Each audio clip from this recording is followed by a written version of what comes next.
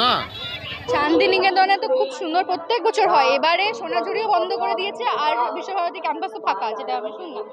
আগেরবার সোনাঝুরিও খুব ভালো হয়েছিল, এবার আমরা খুবই ডিসঅ্যাপয়েন্টেড এর জন্য। কারণ আমরা কোথায় খেলবো, এতগুলো মানুষ, সবাই টুরিস্টরা এসছে, সবাই এত মানে আশা করে আসে, তাই না?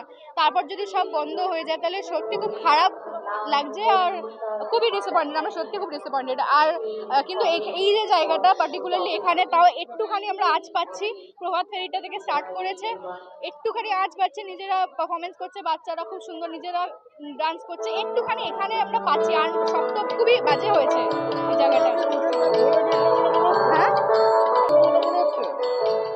আমি জানি না, সেটা বলতে পারবো না, কারণ একবার বন্ধ হয়েছে, এরপর আবার